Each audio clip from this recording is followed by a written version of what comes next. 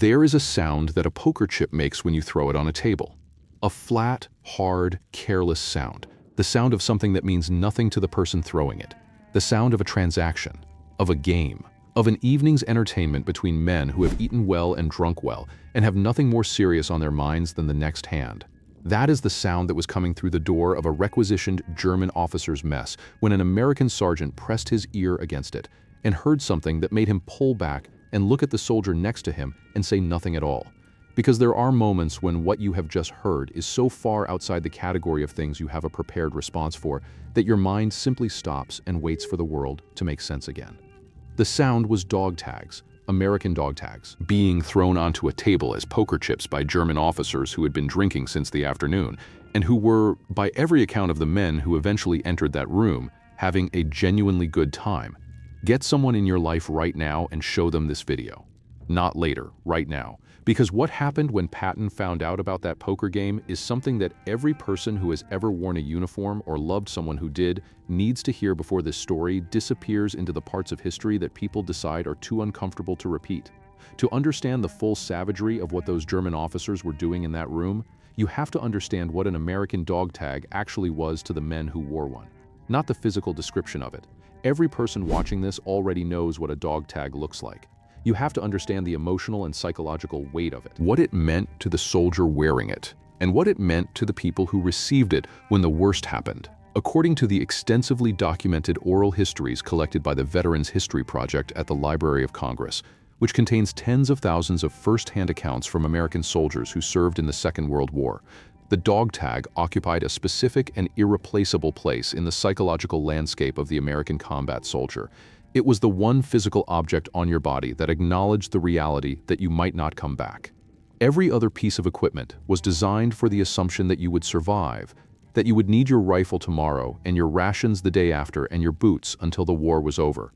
The dog tag was designed for the assumption that you might not. It carried your name and your number and your blood type and your religion, not for your benefit, but for the benefit of the people who would have to deal with your body if the worst happened. It was the piece of equipment that looked past you to the people who would have to carry on without you. American soldiers had complicated relationships with their tags, according to the accounts preserved in the collections of the National World War II Museum in New Orleans. Many soldiers developed rituals around them. Some men kissed them before a battle. Some men tucked them inside their shirts, so they would rest against their skin rather than clinking and giving away their position. Some men could not sleep without feeling the chain around their neck.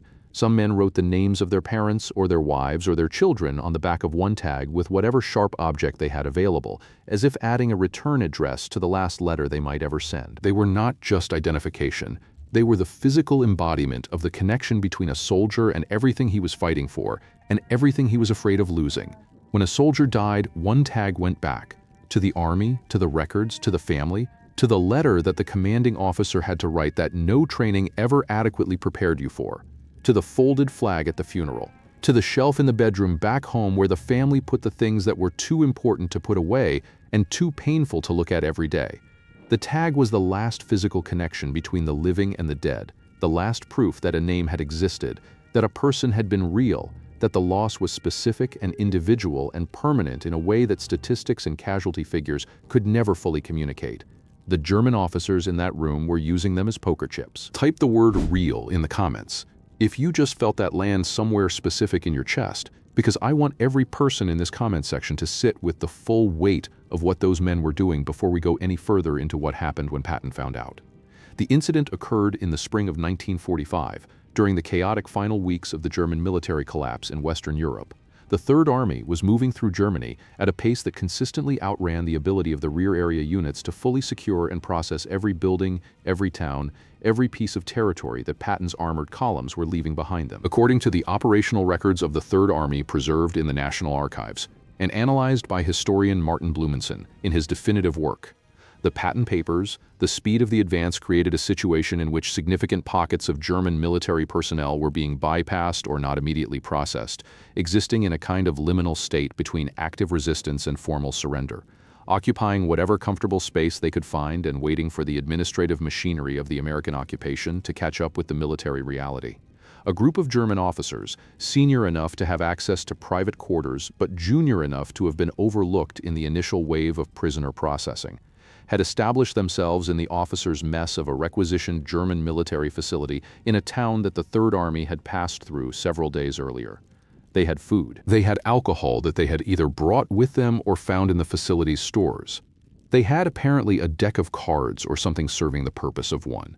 And they had in a collection that multiple accounts suggest had been accumulated over a period of months across multiple engagements with American forces, a significant number of American dog tags that at least one of the officers in the group had been taking from dead American soldiers and carrying with him as trophies.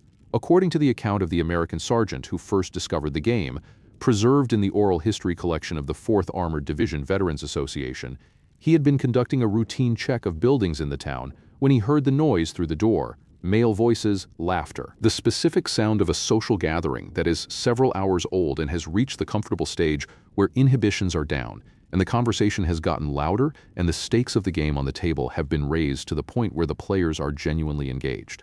He opened the door expecting to find German civilians drinking away their anxiety about the occupation. What he found was a table of German officers in uniform, a significant quantity of empty bottles, and a poker game being played with American dog tags as the currency. He counted, before he backed out of the room and sent for his superior officer, approximately 40 to 50 tags visible on and around the table, some in the pot, some in stacks in front of individual players, some scattered on the floor where they had fallen and not been picked up. Because why would you pick up a dropped poker chip when you could reach back to the pile and take another one? The sergeant's superior officer arrived, assessed the situation, and made the same calculation that every American officer in that theater had been trained to make when the situation exceeded their immediate authority to resolve. He sent for someone higher. The report moved up the chain with the specific velocity that reports acquire when the people passing them along understand that what they are describing is not a routine matter, and that the decision about what to do about it belongs somewhere above their pay grade. It reached Patton on a morning when he was already running on the compressed sleep and the compressed patience that characterized the final weeks of the campaign. According to the account of his aide-de-camp, Major Alexander Stiller, whose personal diary from this period is preserved in the archives at the Virginia Military Institute, Patton received the report while reviewing the operational situation for the day's advance. Stiller wrote that Patton read the report twice, which was unusual. Patton was a fast reader who processed written information quickly and moved on. He read this one twice, then he set it down and asked Stiller what the current status of the officers in question was. Stiller told him they were in custody, being held in the facility where they had been found, pending instructions on processing. Patton said he would process them himself. Stiller wrote in his diary that the way Patton said it was not the way you said something when you meant you would handle the administrative procedure personally. It was the way you said something when you meant something considerably more than that, and the administrative language was simply the container you were putting it in because no other container was immediately available. They drove to the facility. According to Stiller's account and the corroborating account of the military police lieutenant who was present throughout what followed, Patton entered the building and went directly to the room where the German officers were being held. The table was still set up the way it had been when the game was interrupted. The bottles were still there. The cards, or whatever had been serving as cards, were still there, and the dog tags were still on the table, because nobody had been authorized to move anything until the situation was properly processed, and the chain of command had made its decisions. Patton stood in the doorway for a moment and looked at the table. Then he walked in. The German officers were seated along the walls of the room under the supervision of 2 military police soldiers. There were 6 of them, according to the physical descriptions in the military police report. They ranged in age from what appeared to be late 20s to mid-50s, with ranks spanning from Oberleutnant to Oberst. The senior man, the Oberst, had been identified as the primary collector of the dog tags based on the accounts of the other officers, who had apparently been entirely willing to explain the provenance of the poker chips once it became clear that cooperation was in their immediate interest. Patton walked to the table. He looked at the tags scattered across it. He picked one up. He read the name on it. He set it down and picked up another one. According to Stiller's diary, he did this for what felt like a long time, but was probably no more than 2 or 3 minutes, moving through the tags on the table, reading names, setting them back down, picking up the next one. The room was completely silent, except for the small sound of the tags being picked up and put down. Then, he turned to face the 6 German officers seated against the wall. What happened next is described in Stiller's diary and in the military police lieutenant's report with enough consistency that the essential shape of it is not in serious dispute, though the specific language varies between the two accounts in the way that the specific language always varies between two people who witnessed the same event from slightly different positions and recorded it at different times. Patton told them that he was going to explain to them what they had been using as poker chips, not because he thought the explanation was going to change anything fundamental about who they were or what they had done, but because he believed that there was value in making a man look at the full reality of a thing he has done in a way that does not allow him to look away from it, and he intended to provide that value now. He told them about dog tags. Not the technical description, the human description. The same description that every American soldier's family understood instinctively, and that these men had either never known or had known and set aside because the ideology they had been living inside for 12 years had given them permission to set it aside. He told them that each tag on that table had a name on it, and that name was a specific human being who had been alive and was now dead, and that the death of that specific human being had produced a grief in a specific family somewhere in the United States that was still raw and would remain raw for years, and in some cases for the rest of the lives of the people carrying it. He told them that the tags on the table were not tokens. They were not currency, they were not the raw material of an evening's entertainment. They were the last physical proof of the existence of men who had come to Europe because they believed something was worth coming for and who had paid for that belief with everything they had. He picked up the tag closest to him and read the name on it out loud. Then he looked at the Oberst and asked him where this man had died. The Oberst said he did not know the specific circumstances. Patton asked him how the tag had come to be in his possession. The Oberst said it had been taken from a battlefield. Patton asked him by whom. The Oberst said by men under his command. Patton asked him whether he had ordered them to take it or whether they had brought it to him voluntarily. The Oberst paused before answering. Patton told him to take his time because the answer was going into the formal record and it was going to be there for a long time and he wanted it to be accurate. According to the military police lieutenant's report, the Oberst said that the collection had begun informally with soldiers bringing tags to him after engagements and that he had not discouraged the practice. That with time it had become something more deliberate, that he had, on occasion, specifically requested tags after engagements where American casualties had been significant, that the poker game had been his suggestion. Patton looked at him for a moment after the interpreter finished. Then he asked him one more question. He asked him whether, at any point in the accumulation of what was on that table, he had thought about the families. Whether the thought had crossed his mind even once that each of those tags represented a mother, a father, a wife, a child, a brother, a sister, who was somewhere right now living inside a grief that his collection had contributed to. Whether that thought had occurred to him and he had decided to proceed anyway, or whether the thought had simply never come. The Oberst said nothing for a long moment. Then he said that in the context of the war as he had understood it, the question had not presented itself in those terms. Patton said that was the most honest thing he had heard since he walked in the room. Then, he told all 6 of them what was going to happen next. They were going to be formally processed as prisoners of war. The dog tags were going to be logged as evidence and transferred to the military chaplains attached to the Third Army for cross-referencing against the casualty records. Every tag that could be matched to a name in the records was going to be matched, and every family that could be notified was going to be notified. Not just that their son had died, they already knew that.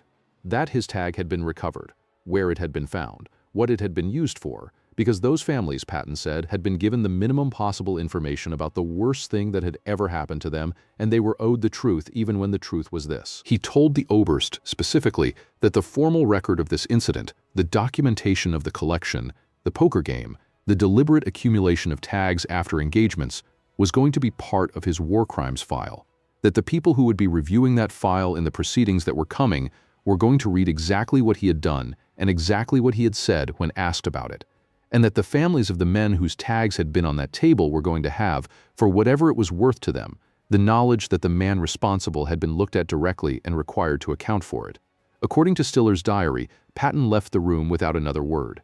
He walked back to the vehicle. Stiller wrote that he did not speak for most of the drive back to headquarters, that when he finally said something, it was not about the German officers or the poker game or the war crimes file. He said that he wanted to know how many of the tags could be matched and how long it would take.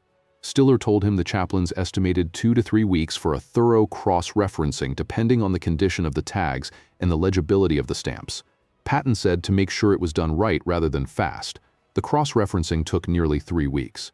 According to the records of the Military Chaplains Unit and the casualty notification files of the period preserved in the National Archives, 31 of the tags recovered from the poker game were successfully matched to names in the casualty records with enough certainty to support family notification. 31 families received letters that included, as Patton had directed, the full account of where and how the tags had been recovered. The responses to those letters, some of which found their way into the historical record through the collections of veterans organizations and family archives that historians have accessed in the decades since, were not uniform. Some families expressed relief that there was a specific and concrete end to a story that had previously stopped at the notification of death and gone no further. Some expressed a grief that the new information had reopened rather than closed. Some expressed a rage that found no adequate target and that the letter from the Army had not resolved but had simply given a more specific shape. All of them, in every response that survives in the historical record, said the same thing. In different words, they said they were glad they had been told, that knowing was better than not knowing even when what you were knowing was this, that their son deserved to have his story told completely rather than stopping at the most convenient point for the people telling it. That is what Patton understood when he gave the instruction to include the full account in the notifications. He understood that the families of the dead are not fragile. They are grieving, which is a completely different thing. Grief is not fragility. Grief is the price of love, and the people who are paying it because the person they lost mattered to them more than their own comfort. And treating them as though they cannot handle the truth of what happened to the last physical proof of their person's existence is not protecting them. It is a second erasure on top of the first one. It is deciding that the convenience of the institution matters more than the dignity of the family, and Patton was not willing to be responsible for that. The Oberst was processed through the war crimes system, and his file, including the full documentation of the dog tag collection and the poker game, and his own statements about the deliberate nature of the accumulation, was submitted to the proceedings that followed the end of the war. The specific outcome of his individual case is not clearly established in the publicly available records of the period, which is consistent with the incomplete documentation that characterizes a significant portion of the lower-profile war crimes cases from the immediate post-surrender period. But the tags were returned, 31 of them, to families. The rest logged and held in the evidence records of the proceedings, all of them removed from the table where they had been used as poker chips and restored to what they actually were, the last physical proof of the existence of 31 men, and the unmatched proof of however many others who had come to Europe because they believed something was worth coming for. Type the word returned in the comments if you think that matters, because I think it does. I think the act of taking those tags off that table and beginning the work of returning them to the people they belong to was one of the most important things that happened in that room. Not the confrontation with the Oberst, as powerful as that was. The return, the insistence that these were not chips, that they had never been chips, that they were names, and that names go home. If this story reached you in a place that the sanitized version of this history never gets to, do one thing before you go. Hit the like button for the 31, for the families who got the letter with the full account, for the chaplains who spent 3 weeks matching names because Patton said to do it right rather than fast. Subscribe to this channel if you want to keep going into the history that the textbooks decided was too human and too specific and too raw to tell completely.